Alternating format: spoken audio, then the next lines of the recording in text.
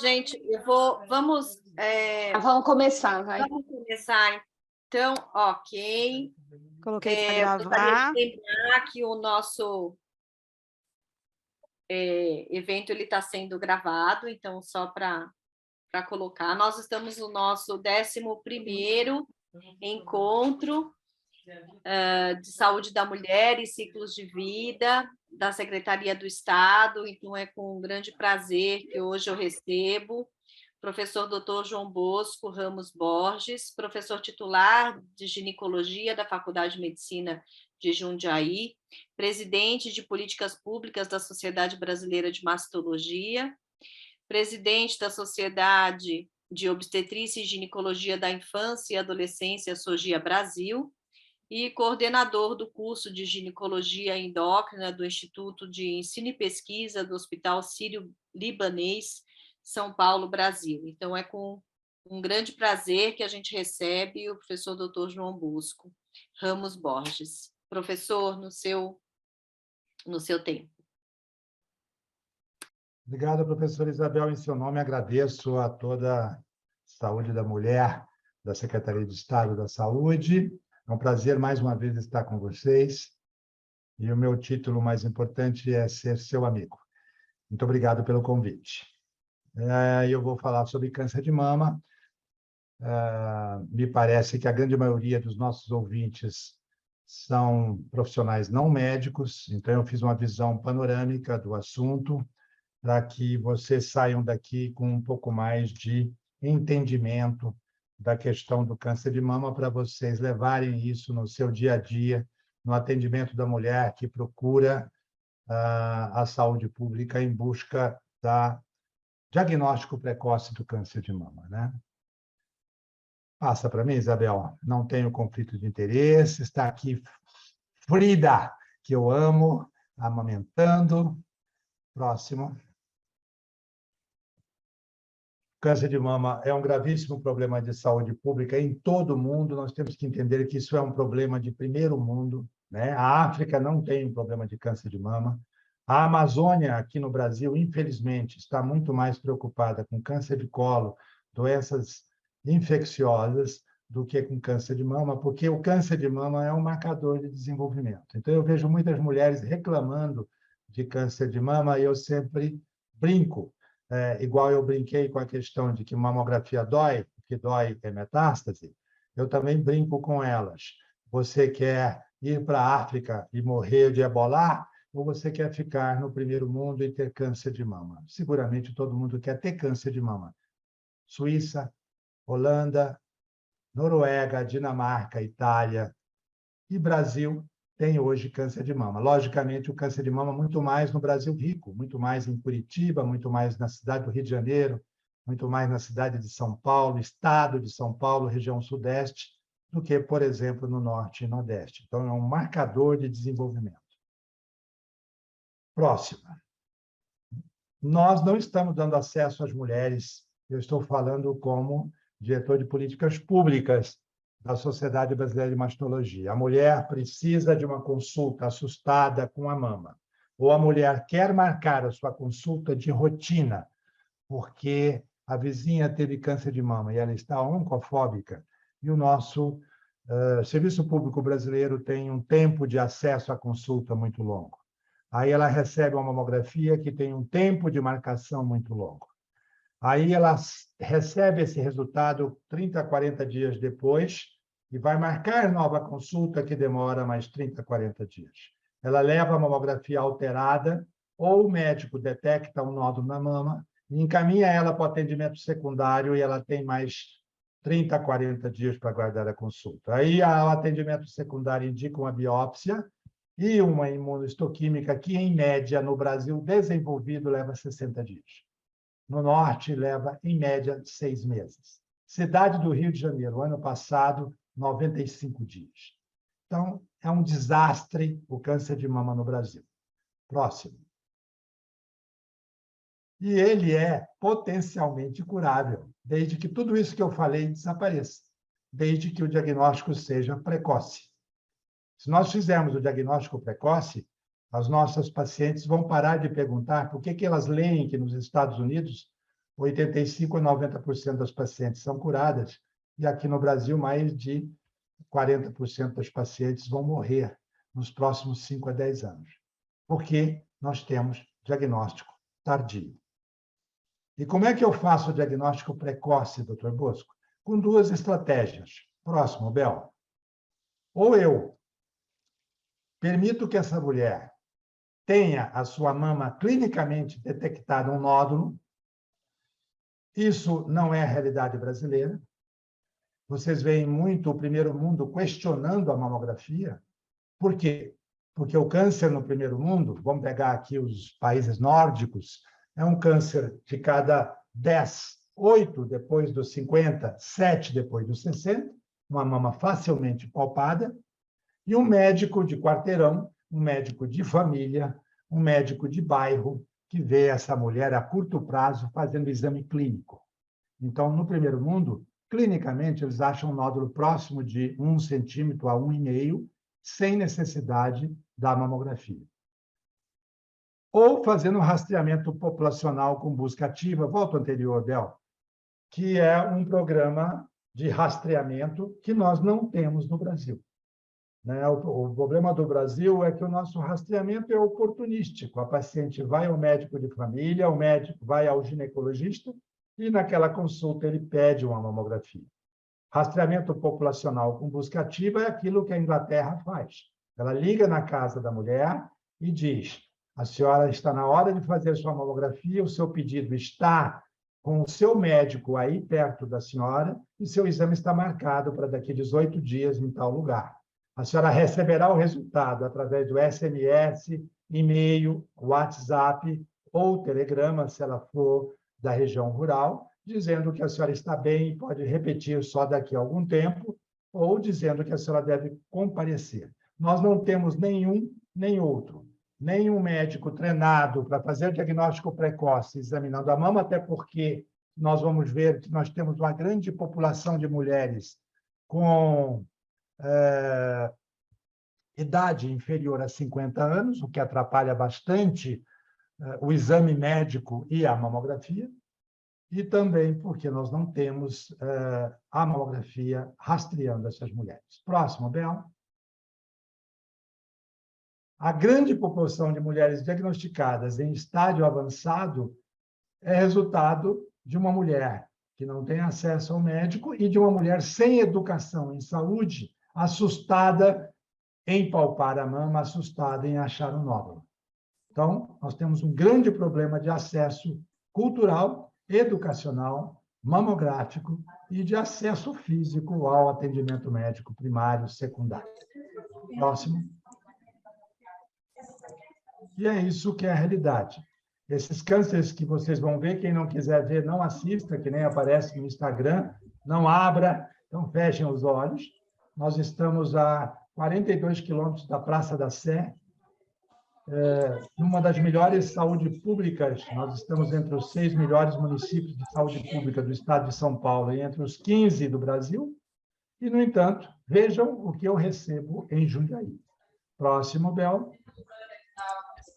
A mama esquerda, essa pequenininha, é a mama normal. A mama direita, grande, é um grande tumor. Próximo. Vejam isso. Próximo. Próximo. Ela não foi operada, ela não fez mastectomia. Isso é uma autodigestão do tumor. Essa mama foi destruída pelo tumor. Próximo. Próximo. E vejam aqui um levantamento, não sei se tem uma barra para vocês embaixo, para mim tem. Se tem, se for possível tirar essa barra, vejam que esse levantamento é um levantamento do estado de São Paulo, mostrando que a sobrevida aos 5 anos no estado de São Paulo aumenta de 30% para 82% quando diagnosticado no estágio 2B e não no estágio 4. Tem alguém com o microfone aberto. Já fechei, professor. E isso é exclusivamente resultado de exame médico. Eu não estou falando de mamografia. Estádio 2B é um tumor de 4,5 centímetros. Estádio 2B é um tumor de 3,5 centímetros. Então, só de examinar a mama, eu mudaria de 30% para 82% a sobrevida. Próximo. Então, são coisas muito simples. Acho importante vocês que me assistem terem uma formação mínima sobre entendimento da mamografia. O exame fundamental, único e definitivo para salvar vidas. Ou faz-se mamografia, ou nós vamos ter uma calamidade. Nós temos que mudar as políticas públicas de rastreamento mamográfico no Brasil. E vocês veem aqui uma sequência. No cantinho esquerdo superior, olhando de frente para a tela, vocês estão. Canto superior esquerdo, onde está a seta da doutora Isabel, eu tenho uma mama totalmente substituída. Volta. Totalmente substituída. E aqui embaixo dessa imagem, eu tenho duas mamas totalmente densas. Essa mama densa pode ser de uma moça de 50 anos que não teve filhos, pode ser de uma moça de 60 anos fazendo terapia hormonal, pode ser de uma moça de 70 anos que tem tendência a ter mama densa, mas principalmente pode ser a mama da mulher abaixo de 50, que nós temos uma grande proporção de mulheres com essa mama. Pode passar, Bel. Essa mama que vocês veem a seguir é uma mama totalmente substituída. Essa é a mama que todo médico e toda mulher gostaria de ter no seu exame anual mamográfico. É uma mama que eu enxergo tudo. O médico coloca isso no negatoscópio e ele garante, através dessa visualização, que essa paciente, num espaço de 1 ano, não terá um câncer de mama. Próximo, Bel. Aqui, só para dizer, muitas vezes eu acho essas calcificações grosseiras, benignas, dentro de um nódulo, e isso é um BIRADS 2. Aquele exame anterior é um BIRADS 1.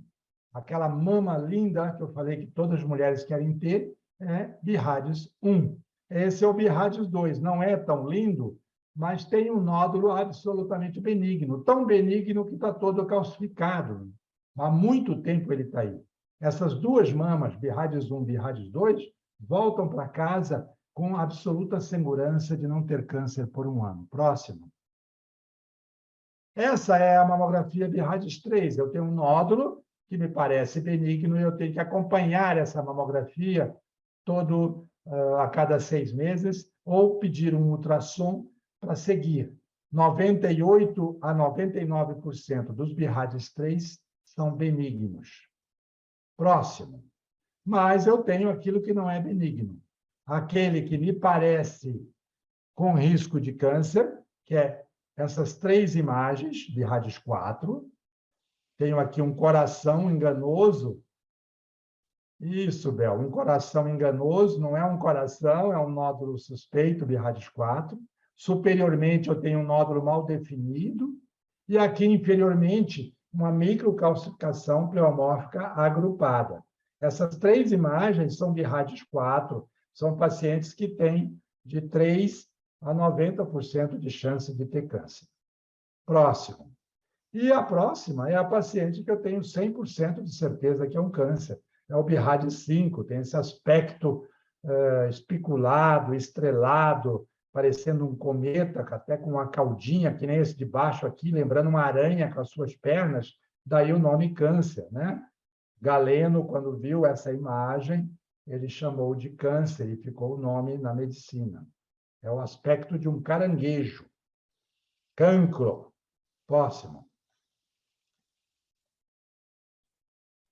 E tem o BIRADS 0, que eu acho importante vocês que estão na porta das UBS, na porta do atendimento secundário, entenderem que essa paciente é uma paciente que simplesmente o radiologista está dizendo, eu não sei o que ela tem. A doutora Isabel vai passar ali o apontador na bolinha, aquela bolinha é um linfonodo, aquela bolinha é um lipoma, essa bolinha pode ser alguma coisa preocupante, o radiologista fala, não sei. Então, está devolvendo para o mastologista, para o ginecologista, para o médico de família, que ele peça um ultrassom, que ele compare com o exame anterior, que ele diga se essa mama preocupa ou não. Então, vou exercitar com as senhoras. Tem homens nos assistindo, Isabel?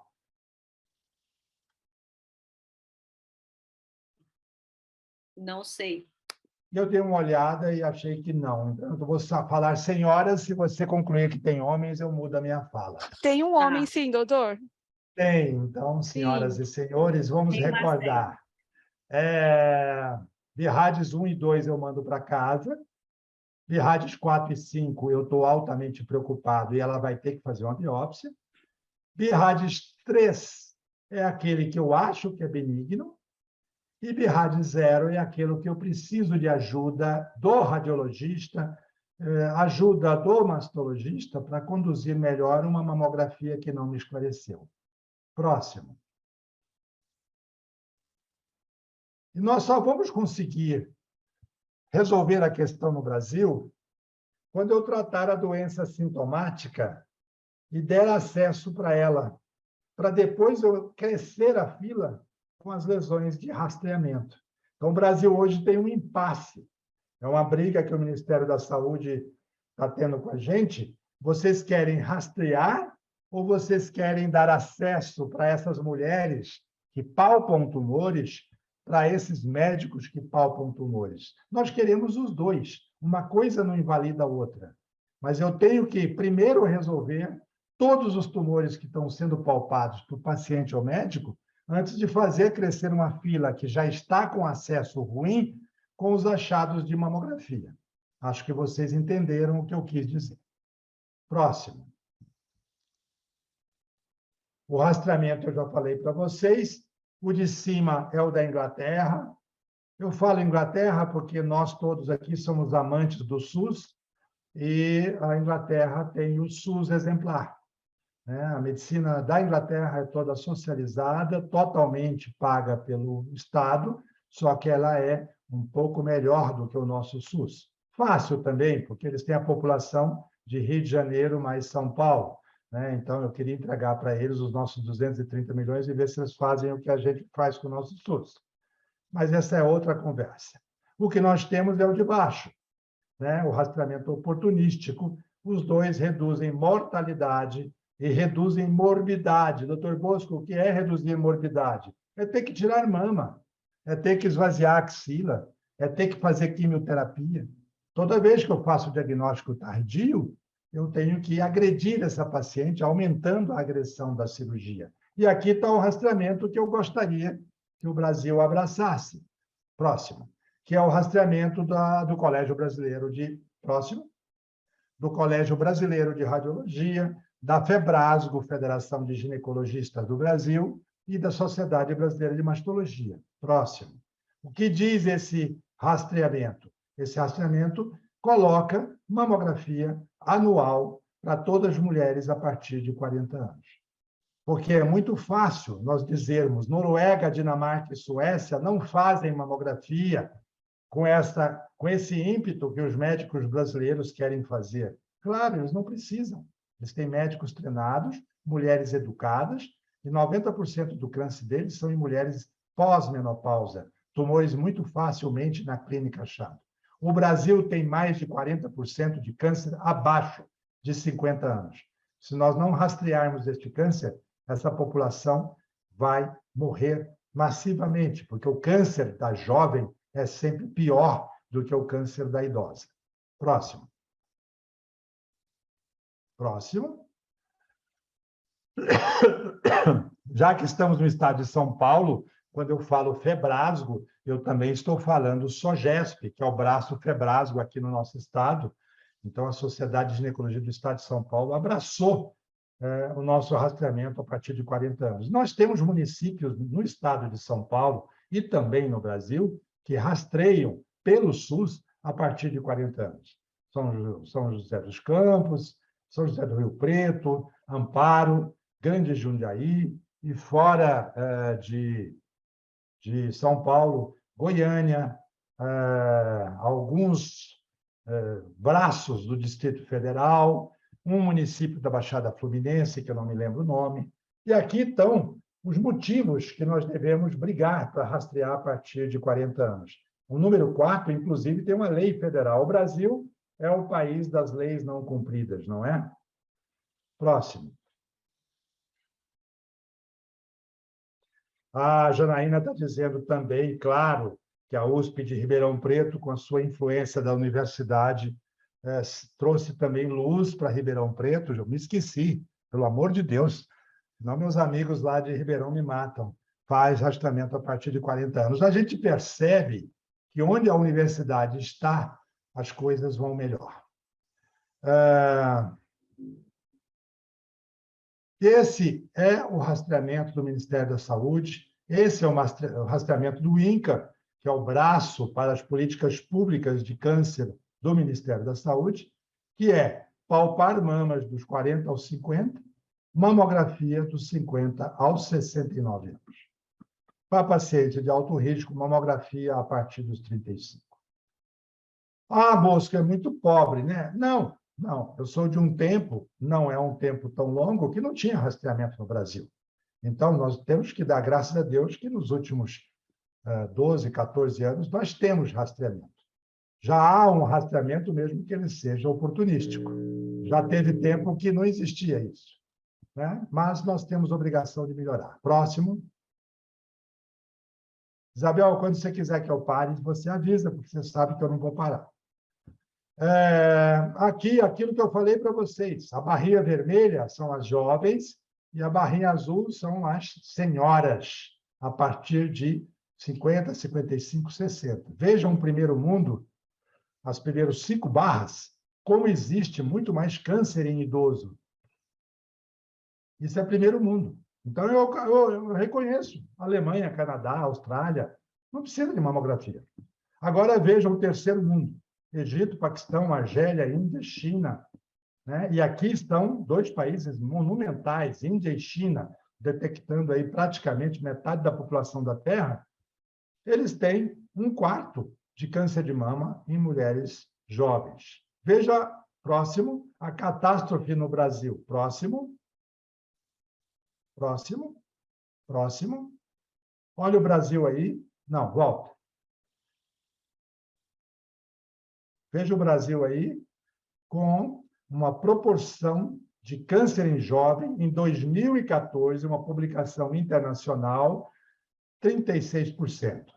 E hoje, próximo, hoje nós temos 42 abaixo de 50 anos, como publicado pelo estudo Amazon, um estudo fundamental que mostrou a catástrofe do câncer de mama em mulheres jovens. Todos vocês que estão aí recebendo o paciente do SUS devem estar assustados, quem trabalha há mais de 20, 25 anos, como mudou o perfil do câncer de mama, que há 20, 25 anos, de cada 10 cânceres, 8 era acima de 50, e hoje, de cada 10 cânceres, 4, 5 é abaixo de 50, 3 é abaixo de 40 e 1 é abaixo de 30 anos. Nós vivemos uma epidemia de câncer de mama jovem. Esse é um marcador de terceiro mundo. O México também está assim. Por quê? Por causa de buraco de ozônio, poluição ambiental, obesidade, vida sedentária, talvez álcool, né? Próximo. Coisas que não vão ter solução num país sem educação. E aqui o desastre do rastreamento. Em 2008, nós tínhamos 14% da população brasileira rastreada. Em 2015, nós tínhamos, depois de árdua luta, 24%. Ou seja, entendam comigo, em 2008, em cada 200 mulheres que tinham que ser mamografadas, 30 eram mamografadas. 2008. Em 2015, em cada 200, 50 eram mamografadas. Ruim é péssimo. Póssimo.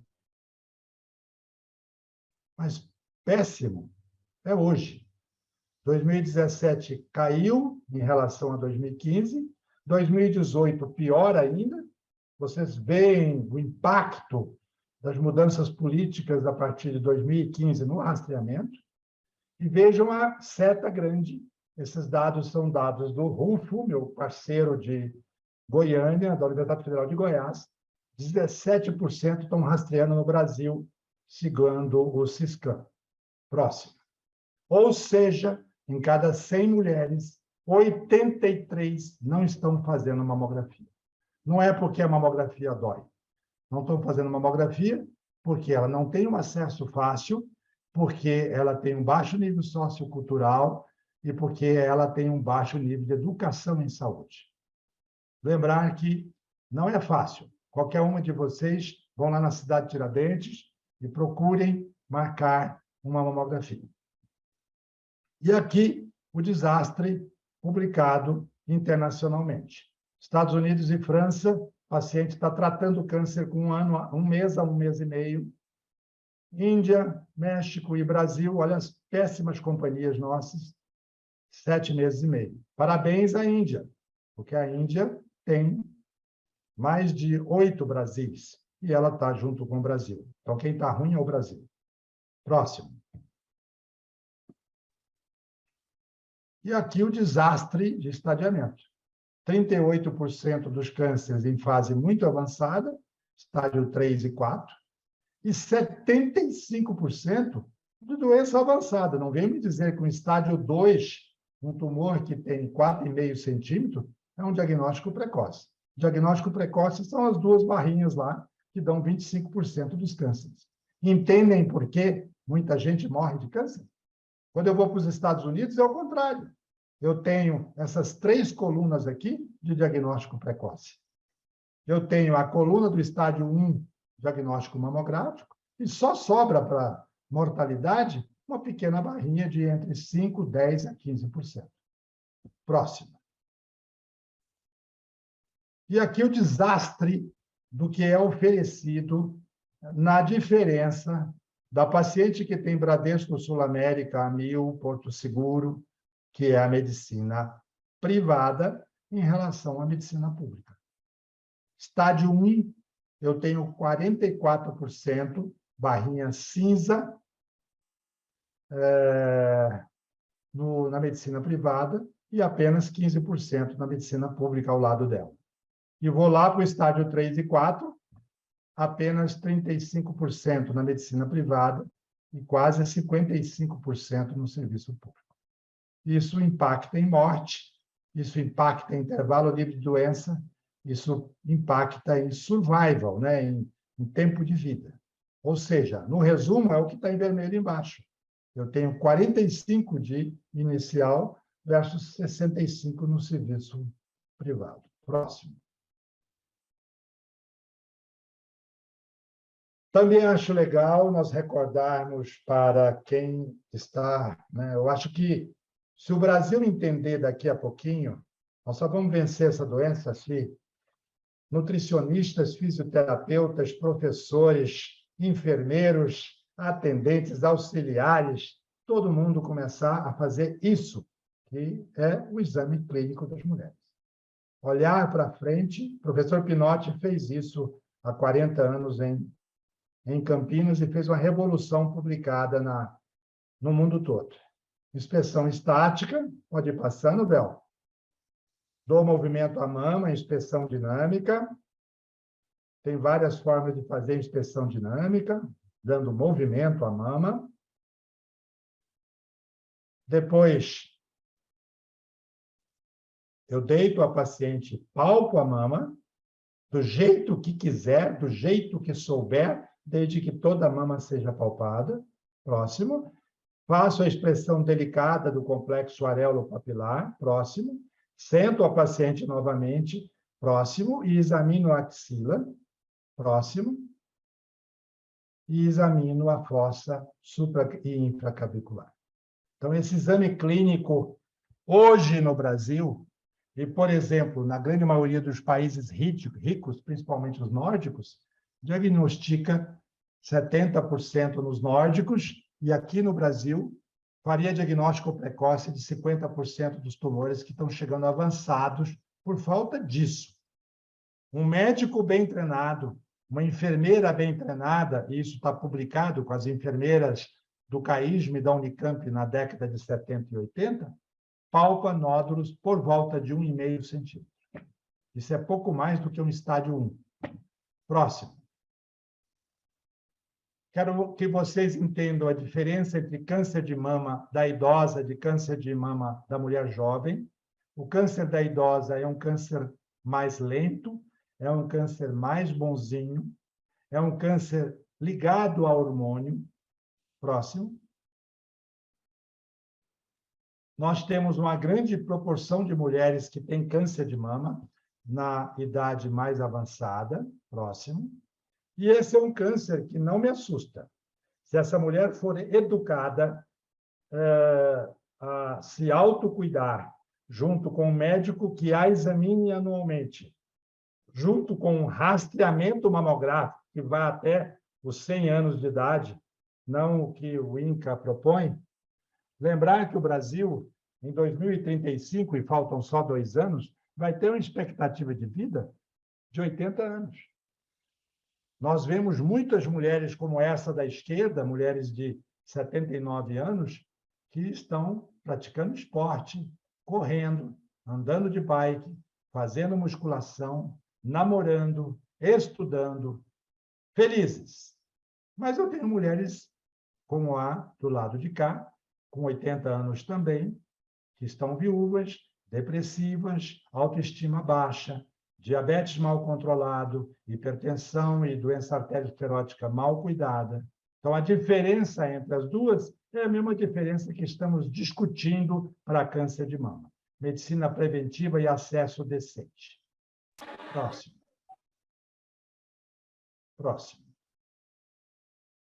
E o câncer de mama em mulheres jovens. E aqui de cara coloco uma mastectomizada bilateral garota, com uma filhinha do lado, lá da Amazônia, mostrando que essa é uma nova realidade. Próximo.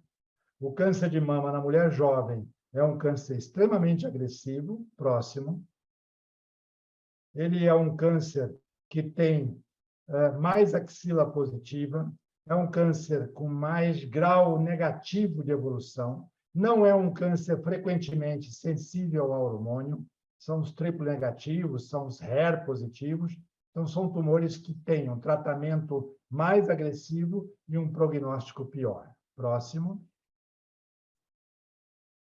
A mulher brasileira está parindo mais tarde, vocês todas mulheres civilizadas sabem disso, suas avós engravidaram com 19 anos, suas mães engravidaram com 25, vocês, mulheres modernas, engravidaram depois dos 30, e suas filhas vão engravidar próximo dos 40. Eu sempre brinco com as minhas alunas da faculdade, na minha sala, estou dando aula para 60 alunos, 50 são mulheres, as mulheres dominaram também a medicina, e eu digo a elas que 80% delas vão ter o primeiro filho depois dos 35 anos. E eu acabei de dizer a vocês que o Brasil tem 42% de câncer abaixo dos 50 anos. Então, houve um encontro entre uma gravidez tardia e um câncer jovem. Então, a gravidez e o câncer de mama estão aumentando também nesses países de terceiro mundo, como Índia, México, Brasil. Próximo. Próximo. Próximo. E esse é um slide de uma pergunta que muitas mulheres devem fazer para quem lida com saúde. Por que o câncer de mama está aumentando, né? O câncer de mama está aumentando por causa dessa frase. O intervalo entre a primeira menstruação e o primeiro parto a termo, quanto menor, menos câncer. Quanto maior, mais câncer. Vamos voltar para a vovó? Eu estou falando aqui para um público que eu imagino que tenha mais de 35 anos. Então, a vovó de vocês tem 75, 80 anos, e a vovó suas esteve grávida lá pelos anos 40. Essa mulher casava com 18 anos e tinha 4, 5 filhos entre os 18 e os 30 anos. Ela amamentava, em média, 10 anos da sua vida. Ela tinha passado 5 anos grávida. E ela menstruava com 14, 15 anos. E entrava na menopausa com 48 anos. Ou seja, Entre a primeira menstruação e a primeira gravidez da vovó, ela menstruou com 14 e engravidou com 18, 20 anos. Ficou claro? Perfeito. Agora eu pergunto, para quem tem 40 anos, que idade a sua filha menstruou? Segundo, para quem tem 50, 60 anos, que idade a sua filha engravidou? Cada vez mais, as meninas estão menstruando com 11, 12 anos e cada vez elas estão parindo com 30, 35 anos. Ou seja, aqueles 3, 4 anos que a vovó tinha entre a primeira menstruação e a primeira gravidez, hoje passou a ser 15, às vezes 20 anos. Então, o tempo que a mama fica imatura, sem engravidar e sem amamentar, é muito maior, exposta aos carcinogênicos. Diferente da vovó, que vivia num mundo menos carcinogênico, ela não tinha leite Parmalat, ela não plantava com arados e químicos e fertilizantes, ela não tinha um buraco de ozônio em cima da cabeça dela, nem a água dela tinha mercúrio. Então, vejam por que carcinogênese mamária mudou. Espero que vocês tenham acompanhado o meu raciocínio.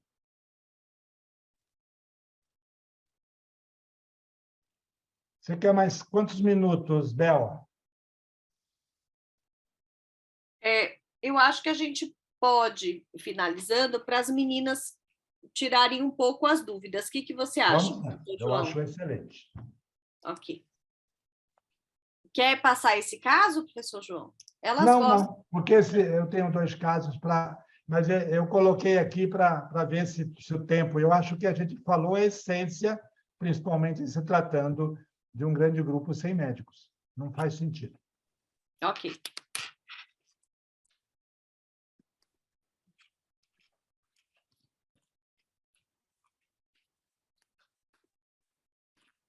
Pronto, eu saí da tela? Saí. Pronto, voltei.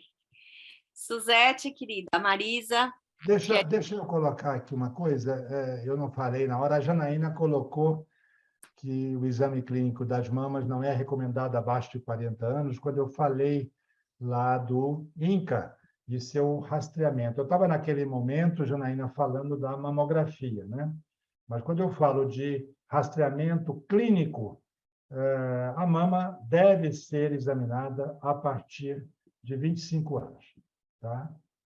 Nós defendemos agora, Janaína, a Sociedade Brasileira de... Veja como a gente está andando para trás, Janaína.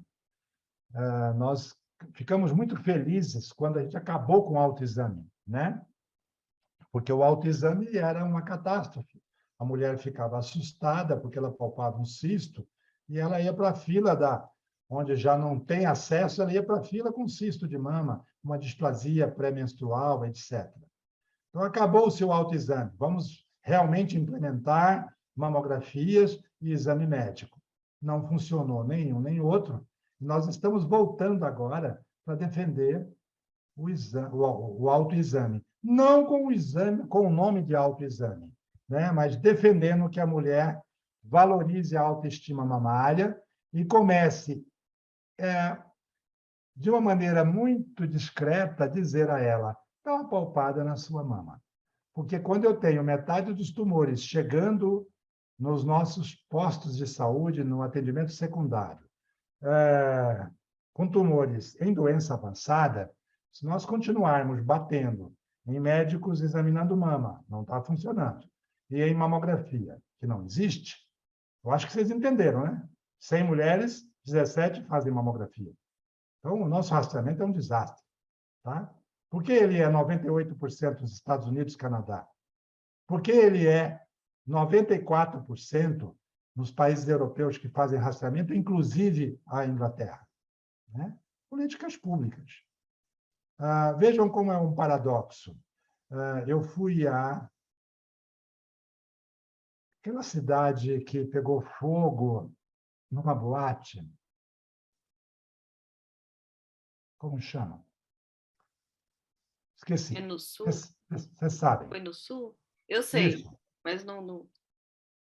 Aquela cidade... Santa Maria, o pessoal está escrevendo. Isso, Santa Maria. Aquela cidade, se a paciente não faz mamografia e não faz Papa Nicolau, O agente de saúde vai à casa dela e ameaça suspender a aposentadoria. Entendeu? Eu trouxe essa política pública para Jundiaí e a nossa Câmara Municipal falou que isso era anticonstitucional, inconstitucional. Quer dizer, é complicado no Brasil fazer saúde, né?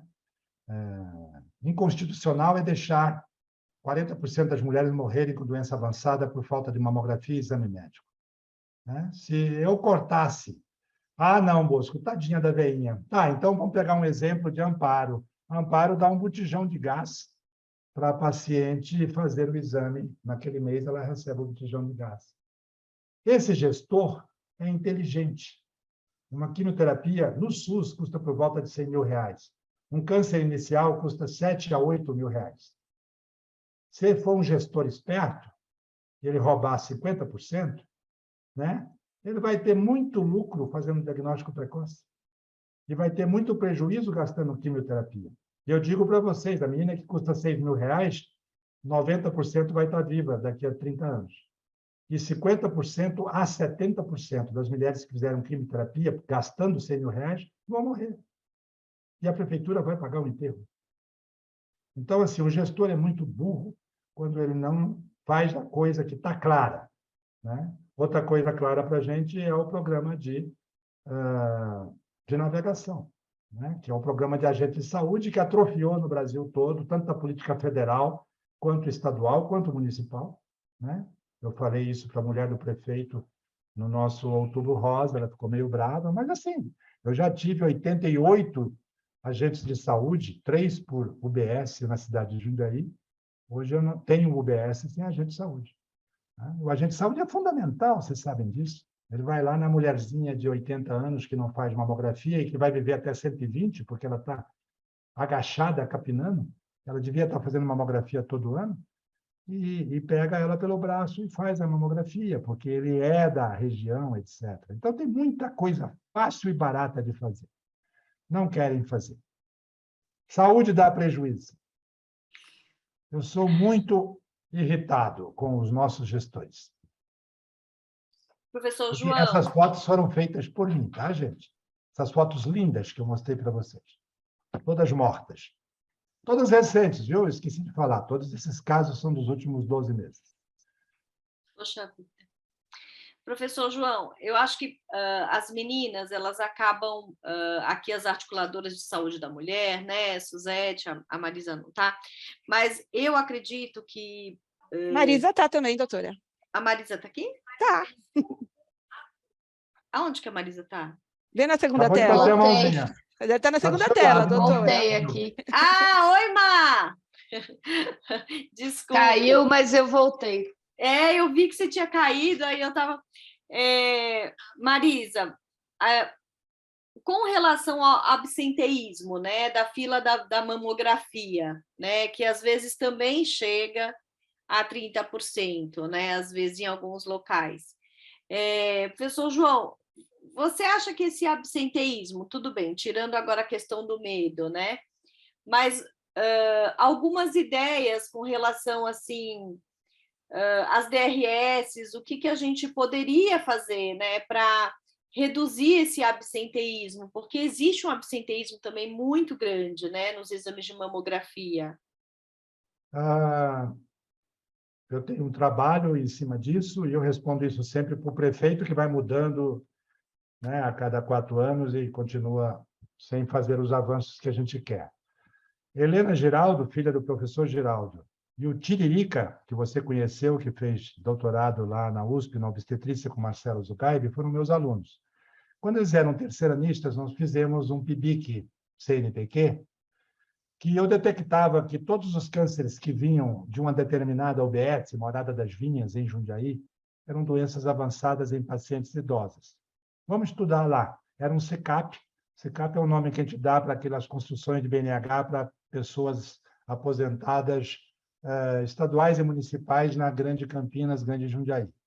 E lá no CECAP tinha um monte de pacientes acima de 60, chegando até 100 anos. Imagina uma comunidade de italianas velhas que tem uma saúde, uma genética europeia, né? E elas não faziam mamografia, né? E aí nós criamos um programa de agente de saúde baseado em Tiririca e Helena Giraldo. tá? Elas iam através de um trabalho muito bem estruturado, primeiro andar, corredor à esquerda, pula 3 portas, né? Se a quarta porta não tem ninguém, vai para o andar de cima, na segunda porta. Era tudo muito bem feitinho do ponto de vista estatístico. No final de 2 anos, nós tínhamos acabado com os cânceres de lá. Teve 3% de pacientes que se recusaram a fazer mamografia. O prefeito me liga dizendo: Bosco, você pediu tantas mil mamografias e está sobrando. Falei: não, está faltando agente de saúde, professor. Entendeu? Não existe paciente que não quer buscar saúde, desde que você dê a ela comida, transporte, qualidade, colo, e ajude ela a entender que você não está levando ela para apertar mama e doer. Você está levando ela para protegê-la da morte. Né? Então, é tudo questão do Estado mudar a sua postura. Estado aqui, eu estou falando município, Estado e federação. Né? A postura tem que mudar. Eu tenho um programa de navegação pronto para trazer para Jundiaí da Avon e eu estou tendo resistência do gestor. Né? Então, é complicado. É complicado. Eu acho que não tem pacientes que não queiram fazer mamografia, vai ter, lógico, estatística mundial, 3 a 4% de pacientes.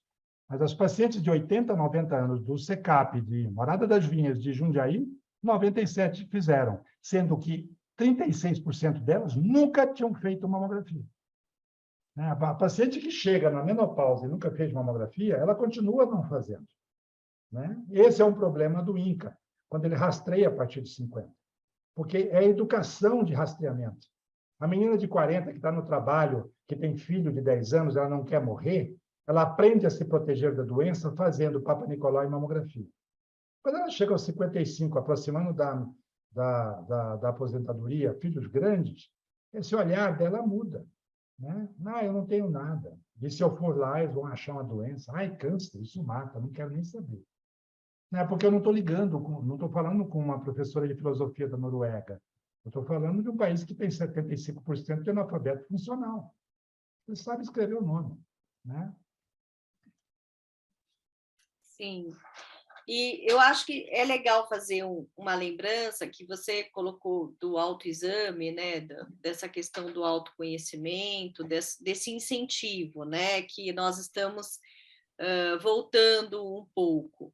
Mas eu também acho que é bom a gente deixar um olhar, né, para as nossas articuladoras, que as mulheres abaixo de 40 anos, né, professor João, elas não são contempladas, em princípio, aquela de baixo risco, né? Ela não é contemplada pelo rastreamento, ok. Só que, lembrando agora do trabalho da Flávia, né, aquele a qual você participou como banca, muitos relatos das mulheres antes dos 40 anos de idade, elas referem o quantas vezes elas foram na unidade básica, referindo que estavam com um nódulo ou com uma mama assimétrica já, né? E o profissional de saúde, ele sempre se posiciona assim, não, você não tem direito à mamografia, né? Então, ele sempre, a primeira posição do profissional de saúde é a negação, né? Ou a negligência, que seja, né? Mas vamos pensar no sentido de negação, né? Então, eu acho, eu queria que você fizesse esse link dessa questão do incentivo do autoexame e também ampliar esse olhar para essa mulher antes dos 40 anos, que não tem o rastreio, né? E que a gente precisa estar mais atento ainda, quando ela vem com a queixa de nódulo, né? Eu acho, Bel, que esse é o único lugar que eu concordo com os anti-rastreamento, entendeu? Realmente, o rastreamento na mulher jovem, principalmente abaixo de 40 anos, ele vai muito mais confundir do que clarear. Mas é igual o câncer na adolescente. O câncer da mulher jovem, ele é clinicamente muito preocupante, muito claro. A mulher jovem não vai ter aquele tumor luminal A que você palpa e pensa que é um fibroadenoma. 70% dos tumores em pacientes abaixo de 40 anos são REA e triplo negativo. Então, Por isso que eu trouxe o exame clínico. Um médico bem preparado e uma paciente bem educada, você vai achar 80% a 90% dos cânceres sem necessidade de imagem, né? Ou ela palpou, ou o médico vai palpar, ou o exame clínico vai mostrar retração, abaulamento, descarga papilar, podorange, etc. Então, eu não acho que... você acabou de falar, nós estamos com uma carreta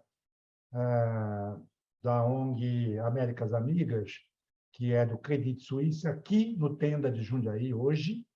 E ontem a menina me ligou, porque nós estamos fazendo uma parceria, nós vamos ter 800 mulheres rastreadas, e ontem ela me passou uma menina de 32 anos, mamografada na carreta, com um tumor. Tá? Primeira coisa que eu disse para ela, tinha alguém aí na carreta para palpar? Não. Então, eu já convoquei a menina, eu vou vê-la segunda-feira, porque eu tenho certeza que ela não precisava da mamografia. E eu vou usar isso como exemplo, entendeu? Claro que ela teve a sorte de ter uma carreta, né? Mas se nós for pensar em carreta, aí danou-se, né? Não posso trabalhar com carretas do Outubro Rosa. Não é isso que nós queremos para a nossa população de 50 milhões de mulheres para ser rastreada no país, né? Eu preciso de médicos treinados a examinar as mulheres jovens, mamografia de qualidade para Marisa, que não doam, para as mulheres que se disponham a fazer, né? E uma paciente minimamente educada, né? Bosco, mas educar essa população é tão difícil, se você me der um minuto, eu falo da Itália. Professor Veronese, década de 80, pergunta do Bosco. Como o senhor mudou? Eu era um débil mental, né? Um jovem débil mental. Como o senhor mudou a realidade da Sicília? Nós temos uma Sicília aqui no Brasil, que é o Nordeste, o Norte, e o senhor, em 12 anos, acabou com o câncer na Sicília. Quantos mamógrafos o senhor instalou lá? Como foi? Blá, blá, blá. Eu pensando em tecnologia, né? Ele falou, João, com aquele sotaque bem italiano, eu ia na RAI todo domingo. Eu sei que aqui no Brasil tem um programa de Silvio Santos. Vá você todo domingo no Silvio Santos, leve mulheres com câncer e fale isso por 5 anos, todo domingo. Você vai acabar com câncer na Amazônia. Liga a sua TV no domingo, doutora Isabel, e olha do que estão falando. Estão deseducando as mulheres, os lares e tudo mais, né? Não tem nada a ver com Bolsonaro, mas se tem uma coisa que deseduca, é a nossa televisão, né? Principalmente quando o pobre pode assistir, que é o fim de semana, onde tem a anti-educação televisiva. Então, como é que eu vou educar essa mulherada? É só colocar a televisão a prestar um serviço decente para educar, que é uma educação simples, né? Em vez de ensinar as baboseiras que ensinam lá, mostrar que é importante fazer Papa Nicolau, é importante fazer exame mamográfico, é importante medir pressão, é importante medir glicemia, não é? Importante ter antiderrapante nos banheiros acima de 60 anos. São coisas tão pequenas, ia sobrar tanto dinheiro. O mesmo político poder roubar, ia sobrar muito dinheiro, né? Então, assim, não precisa parar de roubar, é só fazer as coisas direito, né? Recordando o velho Maluf, rouba, mas faz, né? Professor, o Oi. senhor é favorável à mamografia a cada 2 anos, que nem o protocolo? Os seus anteriores deram negativo? Ou o senhor é favorável anualmente? Eu gosto daquele rastreamento proposto pelas escolas médicas, né? Que é aquilo que eu mostrei para vocês, mamografia anual a partir de 40. Mas veja bem, se o Ministério da Saúde nos chamar, tá? E eu já propus isso em Jundiaí, de falar, eu vou fazer no Brasil todo mamografia, desde a ribeirinha da Amazônia até o sul do Rio Grande do Sul, a partir de 40 anos, a gente negocia até 3 anos. Entendeu? É que nem o Papa Nicolau. A paciente que começa a fazer aquilo, ela já está educada a fazer, vai mudar muito. E à medida que ela faz mamografia, ela conhece um médico que examina a mama, ela conversa sobre a questão de mama, ela vai começar a se examinar e ela vai achar aquele tumor que está no intervalo da mamografia. O primeiro mundo mostrou com muita tranquilidade mamografia a cada 2 anos. Eu tenho uma irmã que mora em Zurique, na Suíça, ela faz mamografia a cada 2 anos. Ela quer morrer, porque ela vem no Brasil e manda eu arrumar uma mamografia para ela todo ano. E eu digo para ela, o seu médico lá é imensamente melhor no exame clínico do que o nosso médico. E você é imensamente mais educada do que a minha mulher da cidade de Tiradentes, ou da Rio Acima de Jundiaí, ou da periferia de Penápolis, etc. Então, é um conjunto. Eu tenho que melhorar a classe médica. Não tem médico para examinar a mama no Brasil. Tem? Não tem. Tá? Então, aí que entra o professor Pinotti. Nós temos que envolver, no mínimo, a enfermeira na coleta de Papa Nicolau e no exame das mamas. Nós vamos trazer aquela realidade, mas tem todo um corporativismo, não pode, não pode. Isso são barreiras a ser vencidas. Meus colegas médicos ouvirem eu falar isso aqui, meus colegas da Sociedade de Mamas vão ficar bravos. Conheço o meu grupo. Mas nós não temos médico para examinar todas as mamas do jeito que tem que ser feito, e é o jeito mais barato. Se todas as enfermeiras se dispuserem, no Brasil todo, a examinar 20 mamas por dia, entendeu? Que é uma coisa que se faz em muito pouco tempo.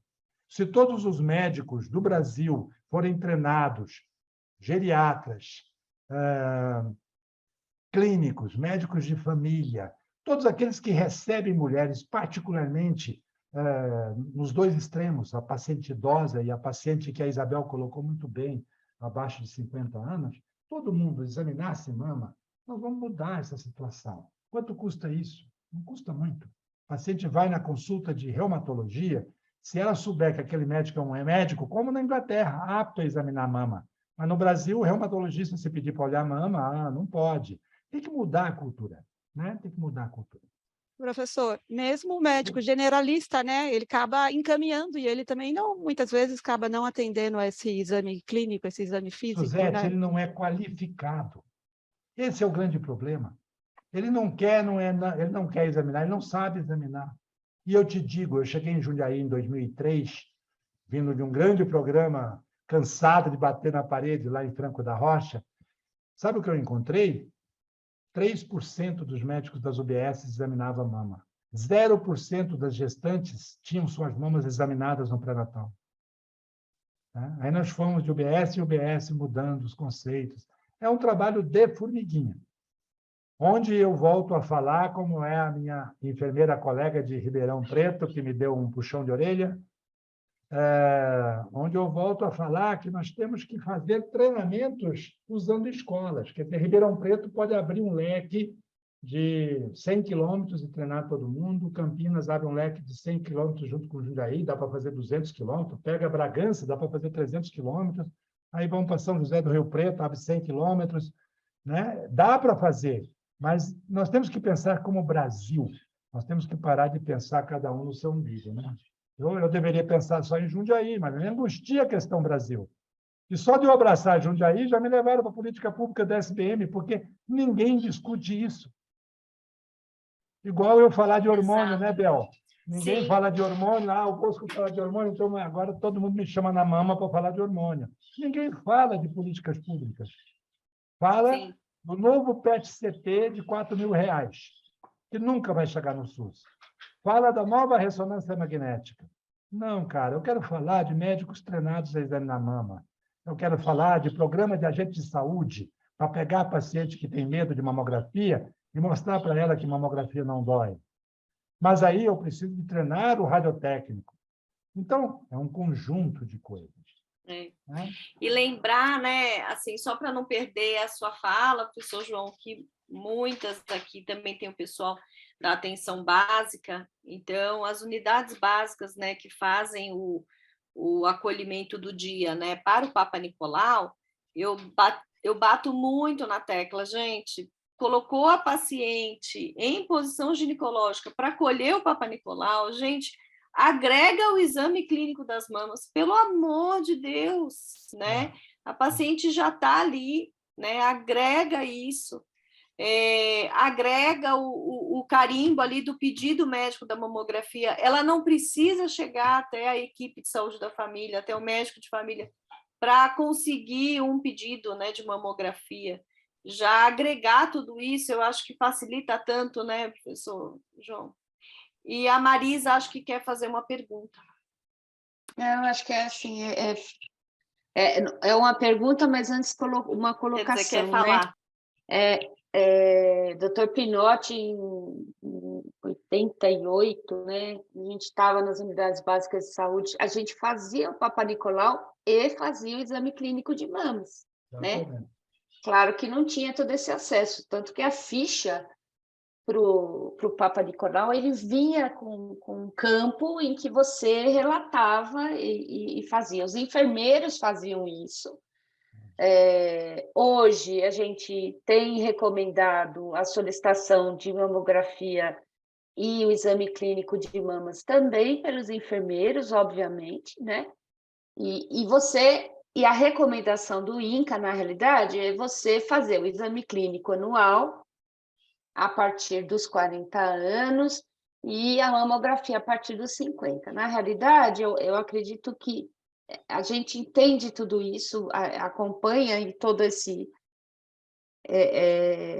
problema que a gente vem enfrentando em relação até à aparição de câncer em faixas etárias mais jovens. Mas, assim, é o que o doutor João falou, e é um esforço que a gente tem feito. Nós temos um curso de AD na plataforma na plataforma do CEFOR, né, que é estadual, e esse curso ele tem quase um bloco inteiro só de exame clínico de mama. É claro que a gente sabe que o exame clínico qualquer coisa é uma questão de prática, né? Quanto mais você fizer, mais qualificado, provavelmente você ficará para estar verificando as alterações. Mas eu acho que é uma questão que eu acho que a gente tem que começar a trabalhar, né? E esta questão também que a gente recomenda muito é o conhecimento da mulher do seu corpo, né? Ou seja, quanto mais eu conhecer, porque a gente também entende que, historicamente falando, a gente ainda é um país muito conservador, as mulheres ainda têm muito medo de se tocar, né? A gente ainda tem mulheres que não sabem que eles acham que vagina e uretra é o mesmo lugar, não é? Então, veja bem, são barreiras que a gente vai ter que atravessar, e eu acho que essa discussão que o senhor trouxe, né, com essa emoção toda, e que, num primeiro momento, a gente fica meio deprimida, mas no segundo momento a gente entende que tem muito a fazer, né? São muitos desafios.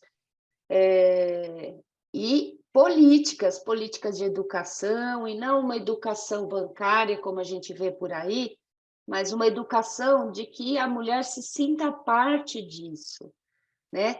E que ela entenda que é o que você falou, isso é para o bem da saúde dela, né? Então, a gente, como a Isabel falou, a gente tem muita perda, não só absenteísmo, a gente tem muita perda primária de consultas, de agendamento para mamografia, e que é muito preocupante, perda primária, porque o município nem se ligou em marcar, né? Está lá à sua disposição a vaga, só que eu não tenho carro. Às vezes o problema é o transporte sanitário. Então, acho que essas discussões, doutor João, e essa discussão que o senhor trouxe hoje, nos traz subsídios para poder também discutir isso com os gestores, né? Nas diversas regiões de saúde do estado de São Paulo, para que a gente possa fazer com que essas pessoas entendam que, às vezes, você conseguir um carro 2 vezes por semana já vai mudar um pouco esse panorama. E a minha pergunta é a seguinte: o que o senhor acha daquele exame de termossensibilidade Que bom! que eles Que estão... bom que você pergunta. Não serve para nada. Para nada. E você, se você acompanhou o professor Pinotti, você lembra dele usando e depois publicando, que é um desastre. E tem muito gestor do estado de São Paulo, e eu conheço, em Bragança foi comprado, e nós entramos como sociedade de mama, porque imagina se a moda pega, né? Deus me livre. Só Para mim, você vai pagar só 2 para vezes quem o não mesmo exame. conhece É. isso, algumas de vocês, de vez em quando, percebem ao final do dia que pegaram um sutiã meio apertado, né? Se fizer uma termografia depois desse dia, você vai ter um achado muito parecido com câncer. Se você bater a mama na porta, né? Então, assim, se eu já odeio ultrassom, né? Eu odeio 40 vezes a termografia, porque de cada 10 exames, 11 vão ser falsos positivos. Tá? Então, assim, termografia é uma empresa que chegou no Brasil, que está com má fé procurando gestores, e a Sociedade Brasileira de Mastologia já mandou para todos os prefeitos uma recomendação de que isso não tem substrato em lugar nenhum do mundo. Pode mandar para a gente da Saúde da Mulher, por favor? Opa! E Bragança, nós entramos, inclusive, e o cara levou o aparelho embora, entendeu? E em Jundiaí, o secretário da Saúde perguntou se eu podia conversar com um cara que estava vendendo um termógrafo. Eu contei para ele o que eu achava, porque, às vezes, o secretário não entende, né? Pode ser uma boa ideia. Eu expliquei para ele, é uma péssima ideia. Bom, contrata aí uns agentes de saúde que vai ser muito melhor. Eu queria falar alguma coisa que eu esqueci, era tão importante da sua colocação, Marisa. Doutor, professor, Oi. lembrando a Marisa, a doutora Isabel, não sei se lembra do ano passado, a gente teve o evento do Outubro Rosa, e a gente até convidou o pessoal da imprensa para saber como divulgava mais, como chamasse mais a atenção dessa usuária SUS para vir fazer seu exame. E ela deu uma super aula, né, Má? Que nesses municípios pequenos, o pessoal usa tanto o carro de som para falar do ovo ou de produtos, que poderia também chamar essa pessoa para o exame. Ou aproveitar essas rádios de bairro, né, de região, para chamar. Assim como tem a propaganda política, né, nas cidades pequenas, por que não chamar essa paciente para esse exame tão importante? O senhor tem alguma outra dica ou algum conselho de como chamar mais a atenção dessa paciente, assim, no município distante, município rural, para fazer esse exame? Não. É complicado. Eu acho que o Outubro Rosa tem um papel enorme para a gente discutir, igual nós estamos fazendo aqui, né? Mas eu acho que nós temos que realmente, como política pública, criar o Ano Rosa, né? Quer dizer, me preocupa muito essa história de eu ter uma carreta aqui em Jundiaí hoje. É a única carreta que vai vir em Jundiaí, ela vai ficar uma semana 53 e as outras 52 não vai ter carreta. Né? E aquilo que eu disse para a Marisa, quem vai na carreta é quem gosta de fazer mamografia. Então, seguramente, ela teve mamografia em 19, em 20, talvez não fez 21 e vai fazer agora. E aquela senhora que não faz mamografia não vai na carreta, e isso os estudos já mostraram. Mas tem o seu papel importante, tem que discutir isso. Eu lembrei do que você falou, Marisa. Marisa, imagina, se nós estamos correndo o risco de A ou B ganhar, porque não tem transporte para votar. E esse voto é uma vez a cada 4 anos. É só transpor isso. E é isso que eu digo para o prefeito quando ele me liga bravo, dizendo que eu pedi tantas mamografias e está sobrando. Não está sobrando, filho, está faltando transporte gratuito. Está faltando a Kombi da saúde, está faltando o ônibus da saúde, ou está faltando, de repente, a Kombi com a mamografia, como a Índia faz. Né? Eu me lembro que Marisa talvez lembre disso, já que você é do tempo do Pinotti. A abriografia, a Kombi ia até você. Eu fiz 200 abriografias na minha infância e adolescência entrando em Kombis. Eu não ia a um lugar, ela vinha até mim, porque existia uma preocupação com uma doença chamada tuberculose, que faz parte do passado nosso, não é? Não, é epidêmica ainda, é uma doença endêmica no Brasil, continua. Mas são soluções simples, como a Suzete perguntou, né? Talvez uma maneira mais simples do que uma carreta e tudo mais, um móvel pequeno que pudesse deslocar. Tem várias ideias interessantes, mas eu acho que a questão educacional é fundamental. Educação de médico e enfermagem e profissionais de saúde, de uma forma geral, para examinar mamas.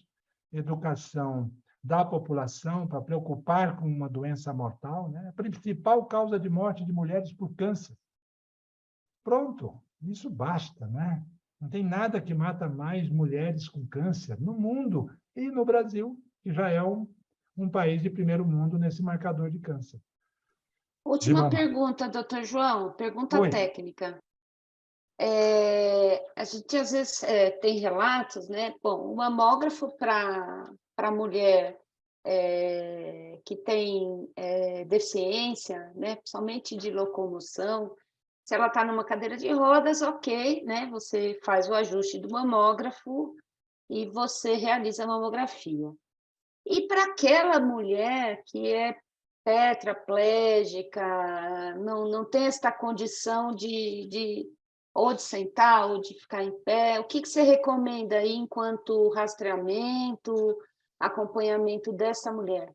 Eu recomendo, Marisa, que você com a Isabel marque um papo com a filha do Pinote. Ela foi secretária do Haddad e ela foi da mulher com deficiência. E nós ajudamos, eu era presidente da Sociedade de São Paulo na época, e eu ajudei muito ela a fazer com que essa mulher, que não tinha, 95% delas não tinham acesso. Estou falando de mulheres pobres, né? Estou falando de SUS. 95% delas não tinham acesso à mamografia na faixa etária de mamografia. Inclusive, a gente colocou as mulheres acima de 40. Achamos uma avalanche de câncer. Ela tem uma super experiência nessa área. E é um doce de pessoa que nem o pai dela, e se envolve com política pública que nem o pai dela.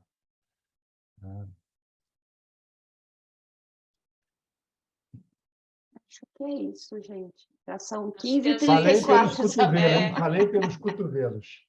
Excelente, maravilhoso, como sempre. Isabel, na Gostaria de próxima vez nós vamos agradecer entrar um dia antes, imensamente. compartilhar a tela, as coisas não serem como foram hoje, hein? Não, mas foi ótimo, deu certo.